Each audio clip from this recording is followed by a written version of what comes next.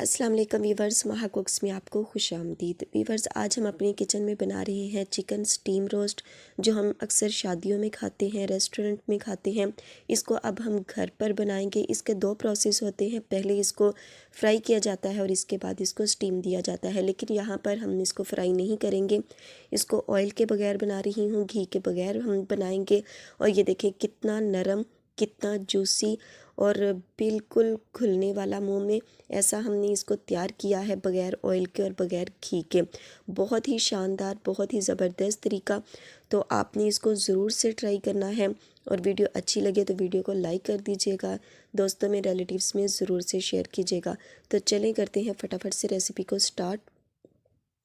बिस्मिल्लाहिर्रहमानिर्रहीम। तो यहाँ पर चिकन के 2 पीस ले लिए हैं मैंने, और इसको इस तरह से हम नाइफ़ की मदद से कट लगा लेंगे। कट लगाना बेहद ज़रूरी है, ताकि जो हम इसका मसाला वगैरह तैयार करें वो इसके अंदर तक जज्ब हो जाना चाहिए।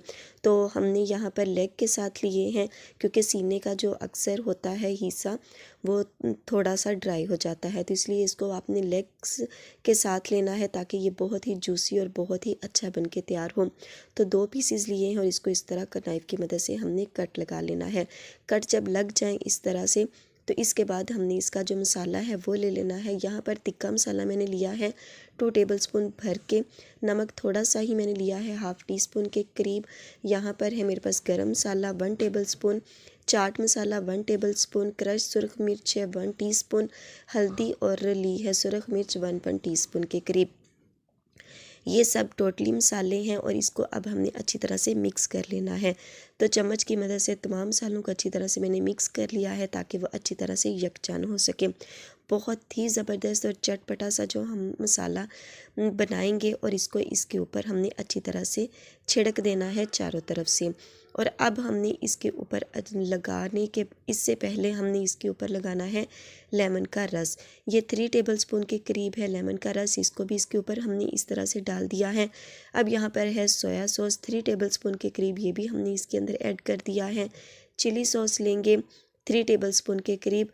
ये थोड़ा सा स्ट्रॉन्ग इसका फ्लेवर है, इसलिए इसको मैं 3 टेबलस्पून के करीब ले रही हूँ। अगर आपके पास थोड़ा कम हो तो वो आपने 4 टेबलस्पून के करीब ऐड कर देना है। तो यहाँ पर मैंने ऐड कर दिया है सिरका है 3 टेबलस्पून, वो भी हम इसके अंदर ऐड करेंगे। और इसके बाद अब हमने जो मसाला है इसको अच्छी तरह से हमने इसके ऊपर मिक्स कर देना है, यानी लगा देना है। तो यहाँ पर हाथों को अच्छी तरह से मैंने वॉश कर लिया है, क्योंकि हाथों के बगैर तो ये काम नामुमकिन सा है। तो हाथों को अच्छी तरह से वॉश करने के बाद जो तमाम मसाला हमने बनाया है वो इसके ऊपर हमने अच्छी तरह से लगा देना है।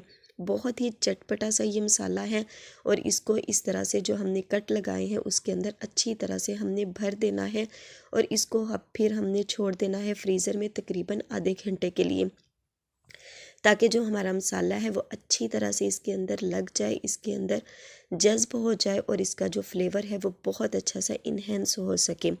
तो ये देखिए इस तरह से हमने तमाम मसाला इसके ऊपर अच्छी तरह से लगा देना है, और ये देखें, ये लुक देखें, इस तरह से इसको लग जाना चाहिए। तमाम मसाला अच्छी तरह से मैंने लगा दिया है। अब मैं इसको फ्रीज़र में रख रही हूँ तकरीबन आधे घंटे के लिए कवर करके। और वीवर्स, तकरीबन आधा घंटा रखा है मैंने इसको फ्रीज़र के अंदर, और अब हमने इसको निकाल लिया है। बहुत अच्छा सा हमारा जो चिकन है वो मैरिनेट हो चुका है। साथ में हमने ओवन है उसको प्री हीट करने के लिए रख दिया है 180 डिग्री पर।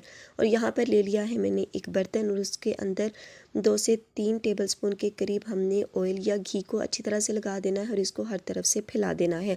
और इसके बाद जो हमारा चिकन है वो हम इसके ऊपर ऐड कर देंगे, और चिकन के ऊपर भी हमने 2 से 3 टेबलस्पून के करीब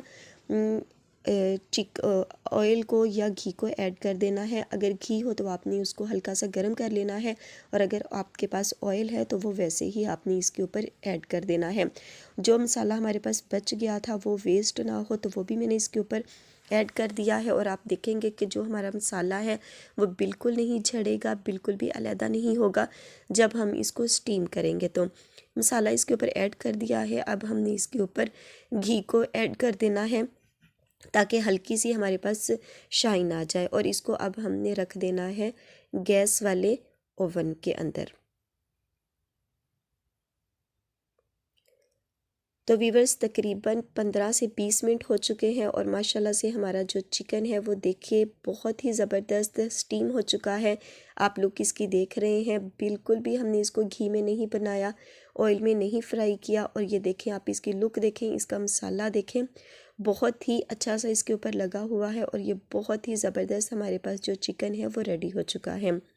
لک آپ اس کی دیکھ رہے ہیں، تو چلیں میں آپ کو اس کو توڑ کر دکھا رہی ہوں۔ یہ دیکھیں بہت ہی سافٹ، بہت ہی جوسی اور بہت ہی نرم ہمارے پاس جو چکن ہے وہ تیار ہو چکا ہے۔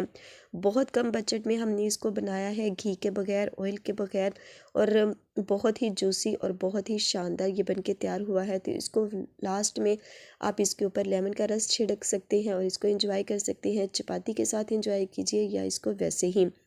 تو بہت ہی زبردست یہ بن کے تیار ہوا ہے، تو ضرور سے ٹرائی کیجئے گا، فیڈ بیک دینا مت بھولیے گا کہ آپ کو آج کی یہ ریسیپی کیسی لگی۔ اور اگر آپ کو ویڈیو اچھی لگے تو ویڈیو کو لائک، اور چینل پر نئے ہو تو سبسکرائب کرنا مت بھولیے گا، اور بیل آئیکن کو ضرور پریس کیجئے گا تاکہ آنے والی ہر نئی ویڈیو کا نوٹیفیکیشن آپ کو بر وقت مل سکے۔ تو انشاءاللہ ملیں گے کسی نیکسٹ ویڈیو کے ساتھ، تب تک دعاؤں میں یاد رکھیے گا، اپنا اور اپنے پیاروں کا خیال رکھیے گا۔ اللہ حافظ۔